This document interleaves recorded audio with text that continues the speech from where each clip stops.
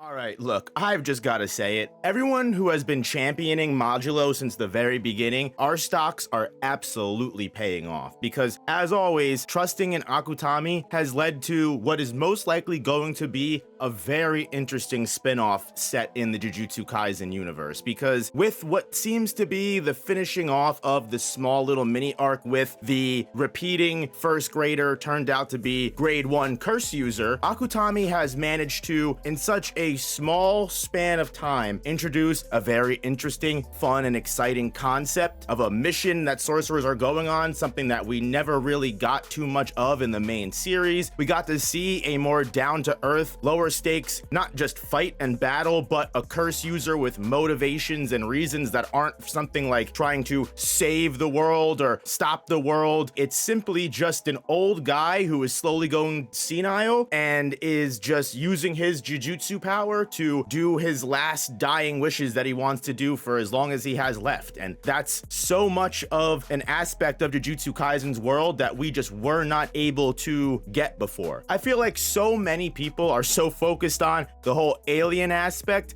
and since chapter about 2 to 3, that has clearly not been Akutami's focus whatsoever, at least not yet when it comes to the story. We are just now finally getting some information in regards to what the Sumerians' plot is. For one, Maru, while he's unconscious and has this third eye open, is an absolute demon when it comes to overall power. Whether that means that Sumerians are all special grade threats or not, the grade 1 curse user is able to keep up kind of in this battle, but to be completely honest with you, he is just outclassed entirely from the very beginning. The moment that eye opens up and starts to form some kind of state of confusion in his face, he has to stab himself to stop that, jump out of the way. The rocks that are being thrown are curving and hitting him anyway. He's getting thrown into the gymnasium and all of the balls are floating. He can't even figure out what Maru's curse technique is, which is honestly one of the funniest things about this whole chapter. We really do see Maru do so much in this short fight. We see him just completely stop gravity for so many balls, lift them up and float them, use them as attacks. He can completely change the projectiles he throws trajectories mid-flight, and later on we even see him completely raise the temperature of water that the curse user is in and then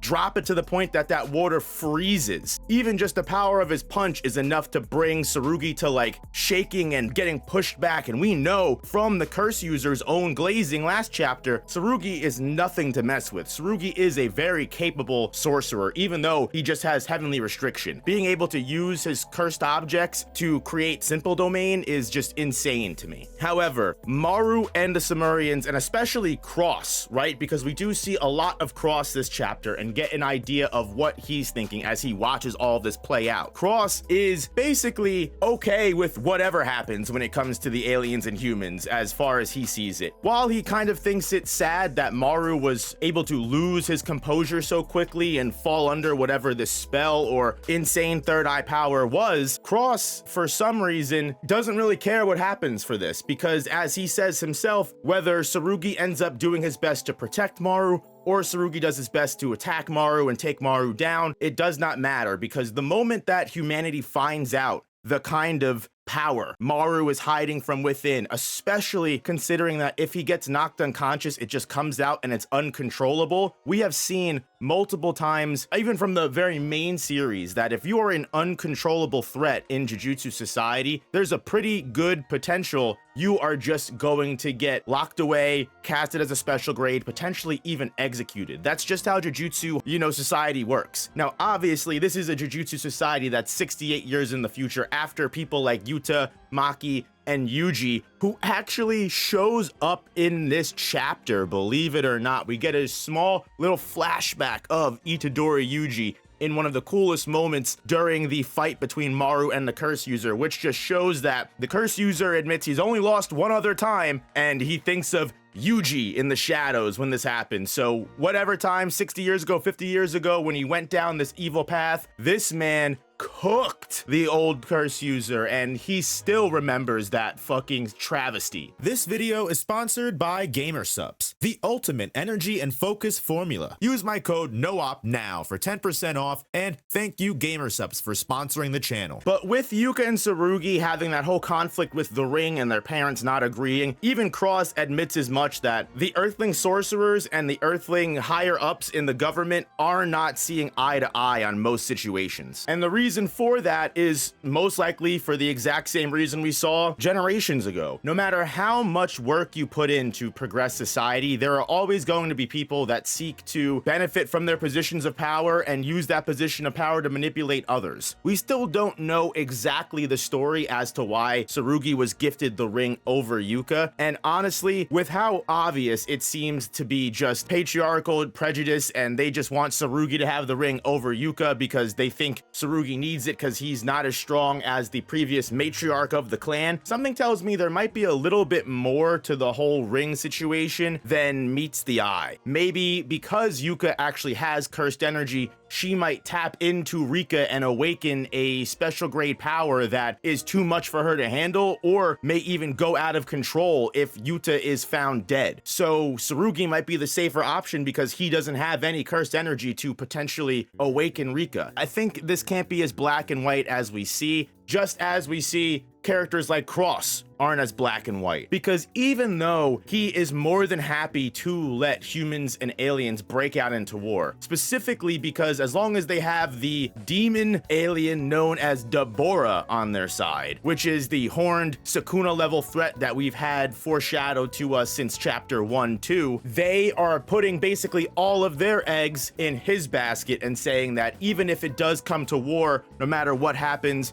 Deborah will be on their side, and Deborah will be able to essentially win them that war. Which tells me that if there are 50,000 Sumerians, and with how much we've learned about how weak Jujutsu society has gotten as of late, there's a pretty good potential that not every single Sumerian is a special grade Sumerian threat, and Deborah might have been a deceit, a deception. Let's throw our strongest aliens at them first, make them believe the lie that all of us are this strong, when in actuality, it's possible that Deborah, this alien, might not even be completely loyal to the Sumerians, based off of what Cross is saying. But right now, we really don't know too much in regards to what the aliens want or even why they're on Earth, right? There's also the reasonings of why are the aliens coming to Earth? Why were they forced out of their home to begin with? Because it very much seems like Maru did not want to leave when he was talking with the old curse user before he turned heel. Maru said he'll never forget his hometown, and Maru genuinely does want to get along with the sorcerers. There has to be some major reason that has brought the Sumerians to this, and potentially just feeling like it's easier to flatten the Earth and start fresh and make it their own planet. And again, getting to why Cross is obviously more than just a black and white evil villain character that doesn't like humans, as Tsurugi and Maru are struggling and Tsurugi is just trying to get Maru to wake up, Tsurugi is desperately and very vividly aware of Maru potentially causing a problem with humanity, just as Cross is. Like I said, Cross understands that this showing of Maru's power is going to make the humans potentially act first. Tsurugi even knows this, and Tsurugi wants everyone to get along, just like he kind of found, a little bit of common ground with Maru before about not all aliens, not all humans are bad. Coexistence is tough and it's going to take work, but we might as well try because we don't know what will happen yet. Tsurugi not only wants to try and get along just like Maru does, but Tsurugi, if aliens and humans were to start a war, wants nothing more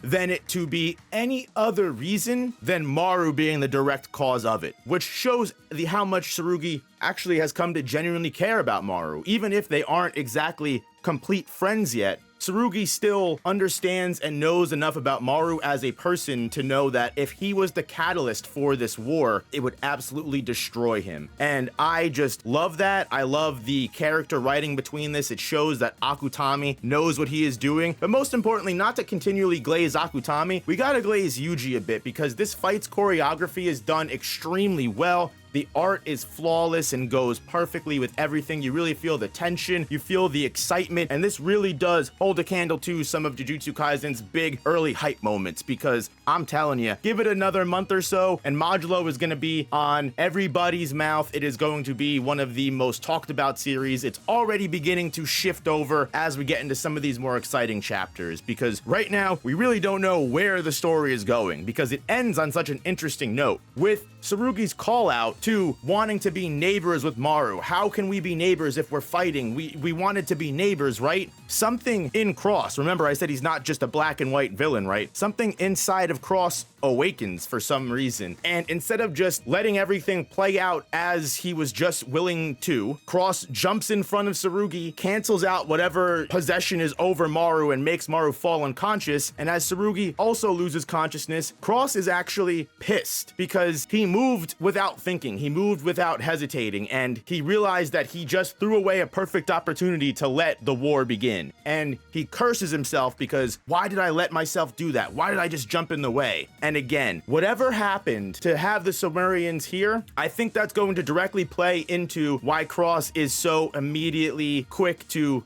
dehumanize the Earthlings and be ready for war with them and use Deborah against them, because something may have happened to Cross or may have happened back on the previous planet that Maru wasn't affected by, but Cross certainly was, and he was scarred or hurt by it. And that's why he's shutting everyone off. But Tsurugi awoke that primary initial feeling he probably had long ago. And while we're only 6 chapters in, we still got plenty to go. I know a lot of people think that this story is going to go by super short, but I'm telling you, with the way Akutami is writing, he packs so much into so little. I'm sure we will explore so many different facets of all of these characters. But guys, most importantly, tell me what the heck all of you are thinking down in the comments below. And most importantly, if you're looking for more Jujutsu Kaisen content, whether it be Modulo or otherwise, definitely check this channel out. There's plenty of Jujutsu Kaisen content. I have plenty of Jujutsu Kaisen content on my main channel in regards to future YUJI, in regards to how strong some of these other characters would be against maybe Demon Slayer and maybe Chainsaw Man,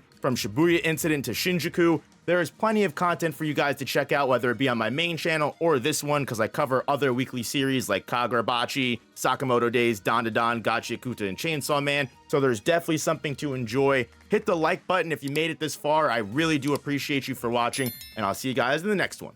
Peace.